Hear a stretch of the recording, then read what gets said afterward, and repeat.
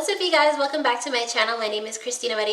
If you're new here, please don't forget to like this video so more people like you can find it. Today we're going to be talking about how to apply foundation and concealer for a flawless finish, and I'm going to be teaching techniques that will work regardless of what formulas you're using.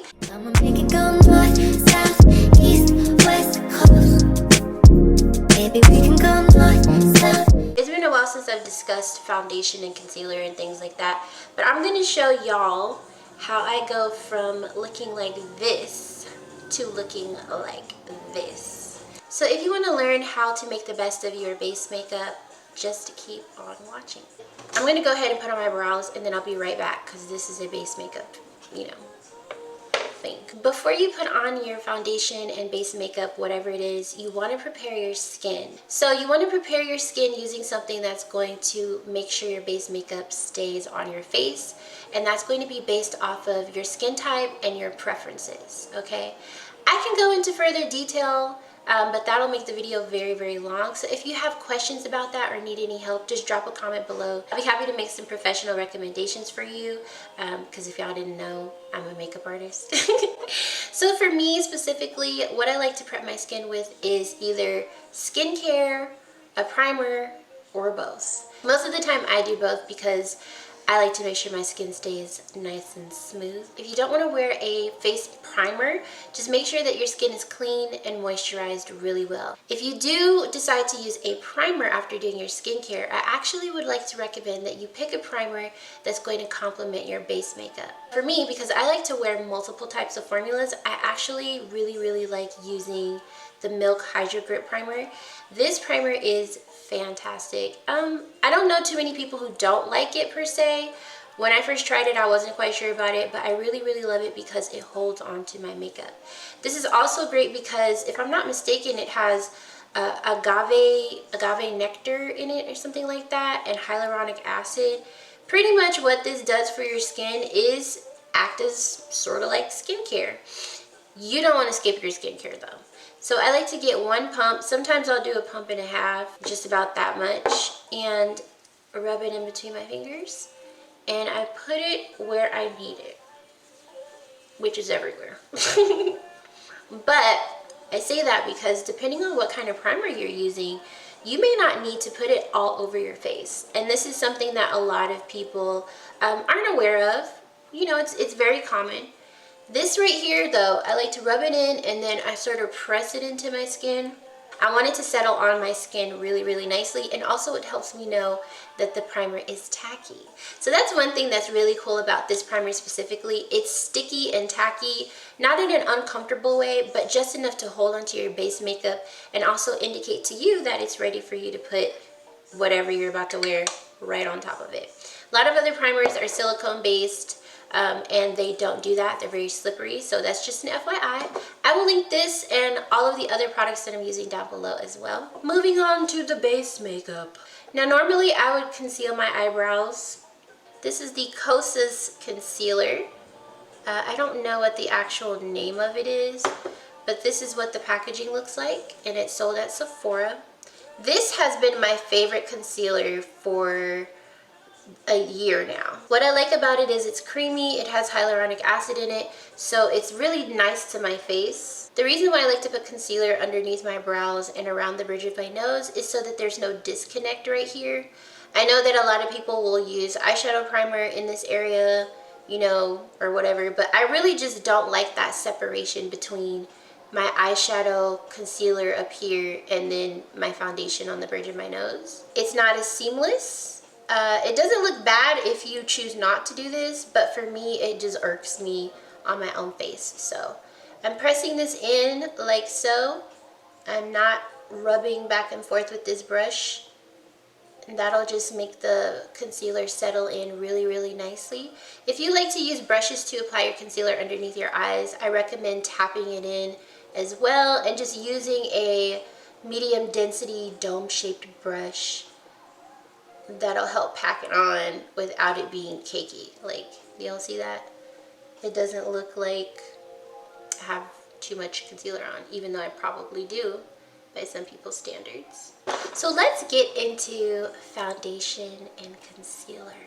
I actually had a comment not too long ago by one of my peers on Instagram, and she said that my concealer always looks so smooth.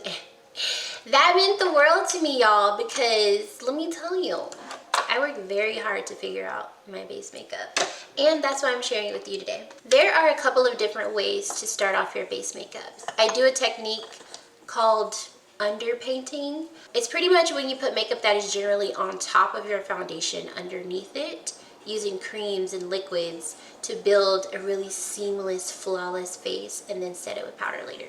So for that, what I'm going to do is I'm going to start with my bronze tour. Another reason why I like to do this first is because I have hyperpigmentation. Doing my bronze tour first gives me an opportunity to cover up those areas without having to use so much of my foundation. What I'm going to do is I'm going to press this in, and I'm tapping it in because I don't want the product to break up on my face.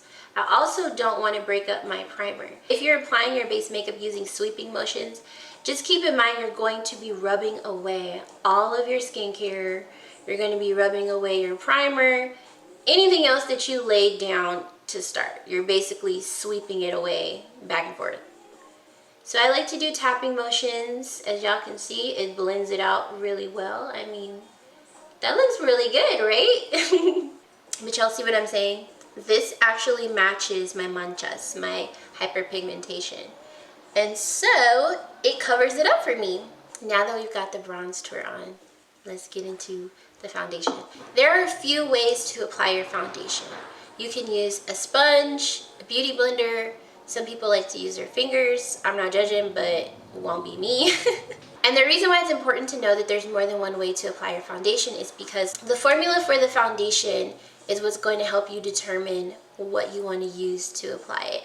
Also, trial and error. For me, I like to apply my foundations using a foundation brush.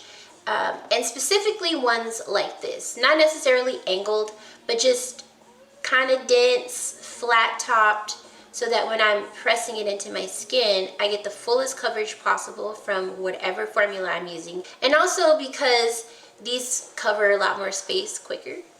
So I'm just gonna show y'all real quick. I'm gonna dip right into this foundation, boop. And I'm going to demonstrate the difference between pressing this into your skin and rubbing it into your skin. I like to press my foundation in around my cheeks first. That's where I like the most coverage. I'm gonna press this in right over here. And notice how I'm getting a pretty good coverage from this foundation. I don't believe this one is marketed as medium to full coverage. I think it's marketed as more like medium coverage. But as you can see, it is covering everything. And I didn't pick up a lot of product. The tapping motions, it's the tapping motions. I also like to do a sweeping down here just to break up the foundation a bit so that there's no line. But pressing it into your skin like this is going to build the foundation up for you, especially if you're using a brush instead of a sponge, without you having to add too many layers or getting that heavy effect on your skin. Like I said earlier, I like to wear a lot of makeup, so if you like wearing layers, do your layers, boo. But if you don't, keep this technique in mind the next time you're doing your foundation, and you'll get that nice, decent coverage.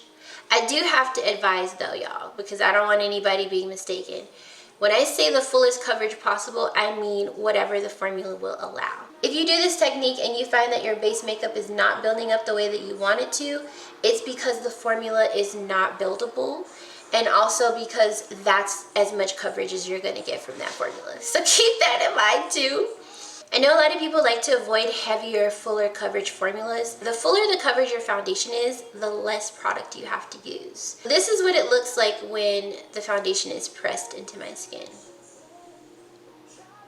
I got a pretty nice coverage going on. I need to blend this concealer out. But I've got a pretty nice coverage going on.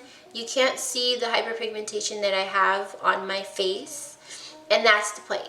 Press your foundation into your skin. You'll get the fullest coverage possible depending on your formula's abilities. And you'll wind up having a flawless finish that plays well with the next step in your routine.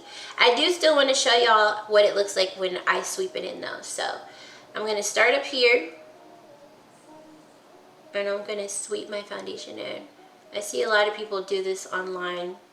Now this technique is fine, but as you can see, what it's doing is shearing out the makeup. So you can still see hyperpigmentation. If I turn this way, well, you can't see it on the camera, I don't think. But right up in here, I can still see, I have like 3 different little spots right here. I can still see those.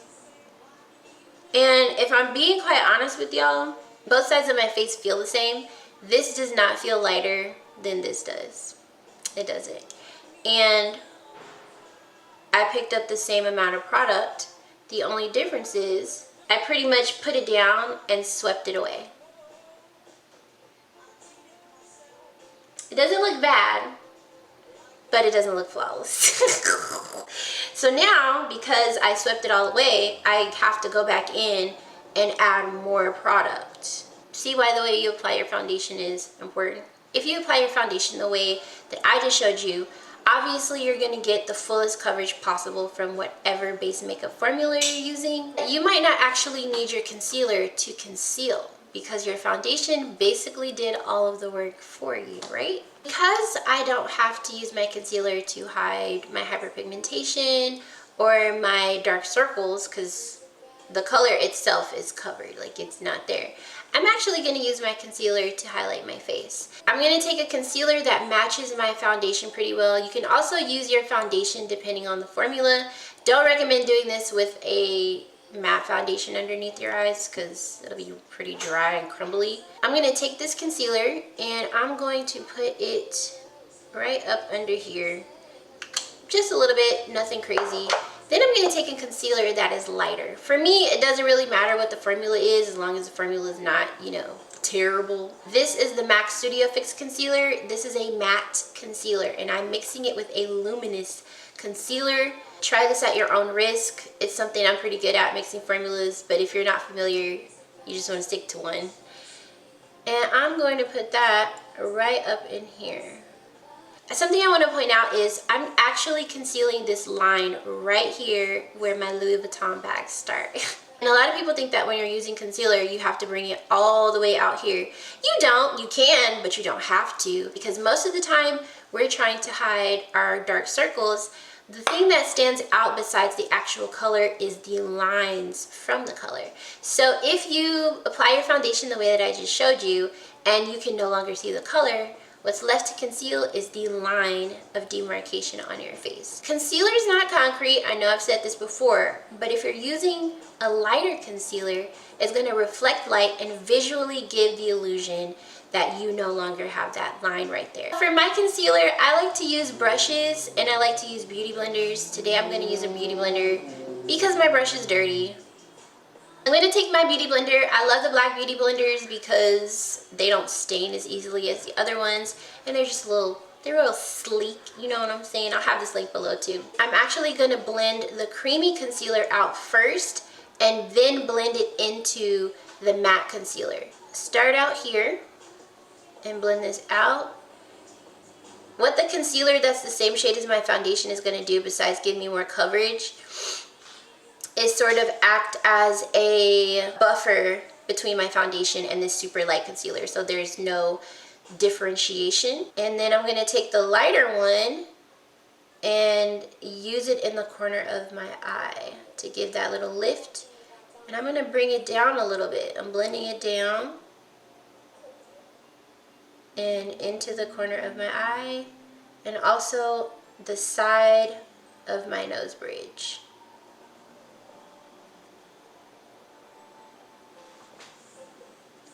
Just like that. Now I know y'all can tell that this is brighter than this. I know you can tell. And you can make this as subtle or as drastic as you'd like for it to be, or not at all. You can also use your foundation as concealer and just keep everything neutral. I love doing that too. But that's how you do that. And so in photos, it just looks a little less obvious, that line right there. Isn't that crazy? Now that we've got that on, we can move on to my powder. There are lots of different powders out there in the world, but I haven't tried them. I haven't tried them. And if I'm being quite honest with y'all, I am definitely one of those girls who's just like, well, this works for me, so there's no reason for me to try anything else.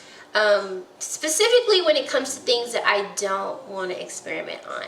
If for whatever reason Laura Mercier stopped making this product, obviously I'd have to try something else, to my dismay, but that hasn't happened yet. So this is what I like to use. What I like to do is I like to take my powder and put it around my mouth first, because that's where I crease the most. And I would recommend putting your powder where you need it the most first. Focusing on that area so that it can be exactly how you want it, because once you get it where you want it, you're not gonna care about how you're putting it on, let's be honest, okay, because I know I don't. So I'm gonna start on this side.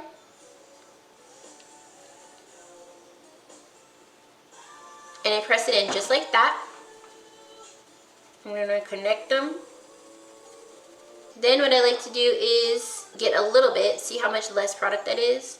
And I like to go right up underneath my eye. And I only put the powder underneath my eye and down the side of my, you know, the cheek area on the side of my nose.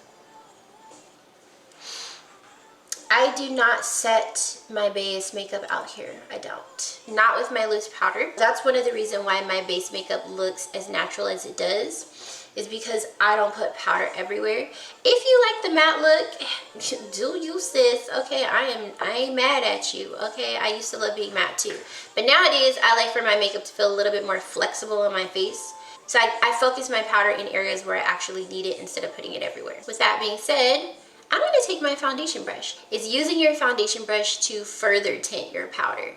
Especially up under here, I feel like this is the most obvious under my eyes and around my mouth. If you have trouble with your powder being lighter in areas where you set your base makeup, try using your foundation brush to tint the powder after, you know, you've set and all that. Last but not least, I need to talk to y'all about what I like to set my base makeup with. As far as my cheekbones are concerned, because I'm pretty sure someone's going to ask, I usually put blush right there. And because it's not set, it just looks like I have highlighter on without having highlighter on, or even when I don't wear blush. But what I like to set my base makeup with is the Milk Hydro Grip Set and Refresh Spray. I think, I want to say this is my third bottle. I want to say that this is my third bottle. This is my second bottle. My second bottle. But this stuff, as you can see, is well loved, honey. And I remember when I ran out, I had to go to Sephora. I was like, dude, who got it? Who got it? I got to have it, okay? I love this setting spray specifically because it takes away the powdery look of my face. I've had people ask me on multiple occasions, how do you put on so much powder? Because even that little bit of powder that I use is a lot for some people. How do you put on so much powder and products that are matte and don't look like an ashy cake face? Aside from the techniques that I showed you today, this right here would be it. If you don't want to get this setting spray, I recommend using something that's hydrating, maybe like a rose water, something with a little bit of glycerin in it, you know, that's gonna make sure that your face looks like skin. That's the goal for me, and that's why I use this. Aside from the fact that my makeup stay on, honey, okay? These two right here, I'm gonna link them down below. You need them. Get your Klarna, get your Afterpay, whatever you gotta do, sis. So I like to shake mine up like this when it gets low, because it is a dual formula. What I'm gonna do is spray half of my face so that y'all can see the difference, okay?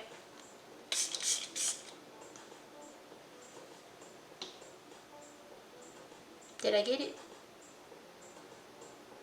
You can also press your primer into your face, especially if you accidentally use too much like me.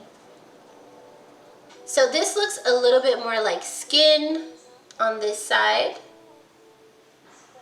as I would have my shine, you know, and things like that. And then on this side, it's a little bit more flat with just a hint of radiance where I didn't set the makeup.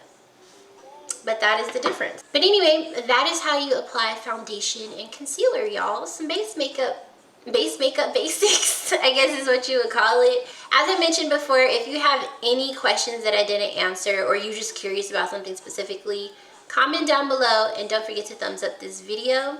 I will see y'all in the next one, and don't forget to subscribe. Peace.